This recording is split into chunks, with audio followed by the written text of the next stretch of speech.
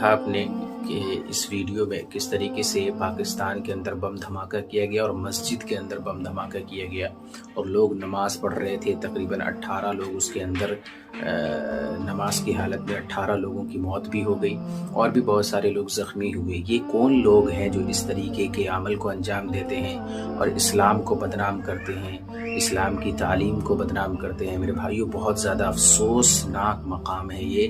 آپ دیکھیے وہیں کے مفتی صاحب ہیں, مفتی عبد الرحمن صاحب کس طریقے سے اپنا درد بیان کر رہے ہیں اس واقعے کے اوپر, اس سانحے کے اوپر. آپ دیکھیے اس ویڈیو کو. محترم ناظرین, انتہائی کرب, دکھ اور تکلیف میں مبتلا ہیں اس وقت مسلمان پاکستان میں.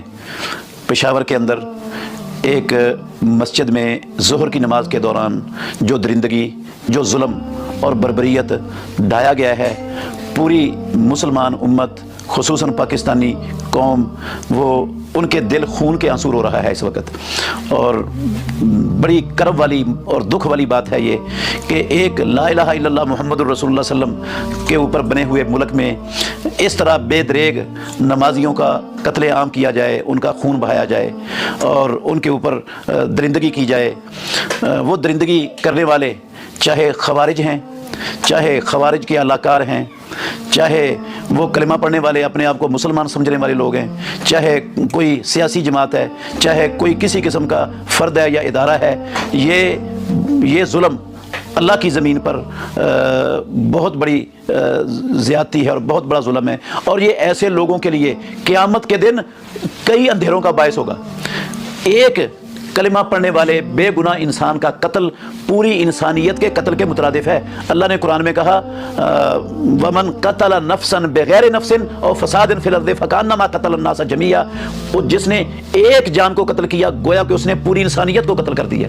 معمولی سی بات نہیں ہے. محمد الرسول اللہ صلی اللہ علیہ وسلم نے فرمایا ایسے لوگوں کو غور کرنا چاہیے جو صرف اپنی دنیاوی مفادات کی خاطر ملک کو اور قوم کو اپنے مفادات کی بھیٹ چڑھانے سے بھی دریغ نہیں کرتے. انہیں پیارے پیغمبر کے یہ فرامین یاد رکھنے چاہیے. پیارے پیغمبر نے فرمایا ہر مسلمان کل المسلم علی المسلم حرام دمہ و مالہ و عرضہ.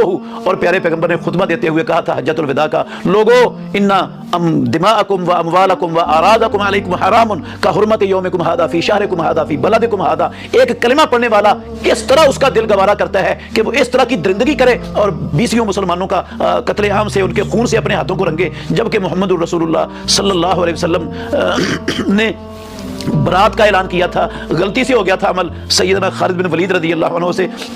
آپ نے دونوں ہاتھ بلند کیے اور کہا میں یا اللہ میں بری ہوں اس عمل سے جو خالد بن ولید نے کیا ہے, میرا کوئی تعلق نہیں ہے اس سے. حضرت اسامہ بن زید سے قتل ہو گیا بندہ, پیارے پیغمبر نے سخت ناراضگی کا اظہار کیا. اتنے ناراض ہوئے اسامہ رضی اللہ عنہ کہتے ہیں میں نے دل میں سوچا کاش میں اس سے پہلے مسلمان ہی نہ ہوا ہوتا.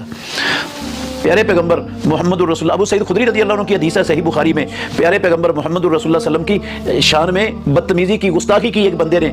تو حضرت خالد بن ولید رضی اللہ عنہ کہنے لگے اللہ کے نبی الا اقتلہ, میں اس کو قتل نہ کر دوں؟ آپ نے فرمایا لا اللہ یصلی, نہیں خالد نہیں قتل کرنا, شاید یہ بندہ نمازی ہو جس کے بارے میں امام الانبیاء محمد الرسول اللہ یہ کہے کہ شاید یہ نمازی ہو, جس کے بارے میں گمان ہو کہ یہ نمازی ہو, اسلام اس کو قتل کرنے کی اجازت نہیں دیتا. تو جو یقیناً نمازی ہیں اور وہ نماز پڑھ رہے ہیں اور جماعت کے لیے کھڑے ہیں, ان پر آ کر حملہ آور ہونا, ان پر درندگی کرنا, ایسے لوگ یہ انسان نہیں ہو سکتے. یہ انسانوں کے روپ میں بھیڑیے اور بھیڑیوں سے بھی بدتر کوئی نسل ہے دنیا میں, جو مسجدوں میں آ کر اللہ کے گھر میں, جو امن کے گھر ہیں, رب کے گھر ہیں, ان میں آ کر لوگوں کے اوپر ظلم ڈالتے, وہاں آ کر بربریت کرتے.